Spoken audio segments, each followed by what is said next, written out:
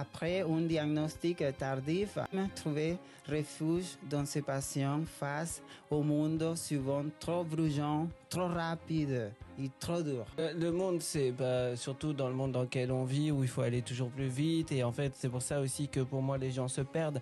C'est puisqu'à force de vouloir aller à un rythme Amazon, comme j'aime le dire, eh bien, on en oublie l'essentiel, c'est soi. Et en se perdant soi-même, on finit dans des dérives qui sont assez inquiétantes. Oui, c'est ça. Je t'avais connu à l'Inspiration Awards.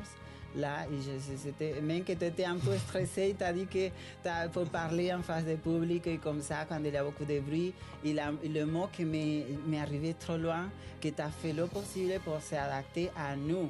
Tu vois, parce qu'il y avait trop de bruit, des choses comme ça.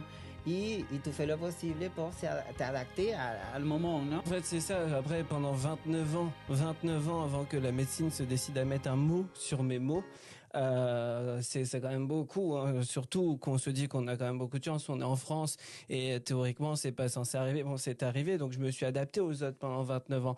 Donc aujourd'hui, oui, alors c'est sûr que 100 personnes, je le ferai pas tous les jours. Alors, je vais pas aller chercher un award ou autre, loin de là. Je suis bien dans l'ombre dans mes écrits et c'est pour ça aussi que je sensibilise à l'autisme sur Instagram.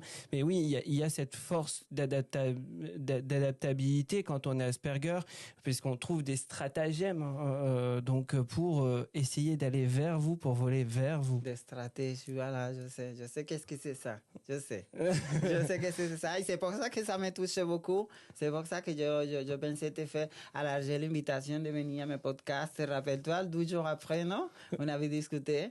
Et bon, voilà, tu es là pour nous parler d'abord de ton premier livre qui est sorti déjà en octobre 2024. Mais aujourd'hui, je vais vous poser la question. Comment affirmer quelque chose qui n'a pas été diagnostiqué? Voilà, c'est une bonne question. Si vous savez la réponse, vous la laissez ici et vous gagnez un prix.